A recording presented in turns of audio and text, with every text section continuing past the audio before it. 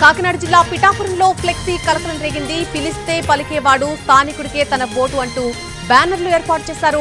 పొత్తులో పిఠాపురం సీటు జనసేనకు వెళ్తుందని ప్రచారం జరుగుతూ ఉండటంతో నాన్ లోకల్ వారికి సీట్ ఇవ్వొద్దంటూ లోకల్ వారిని గెలిపించాలి అంటూ కొంతకాలంగా టీడీపీ కోఆర్డినేటర్ వర్మ ప్రచారం చేస్తున్నారు.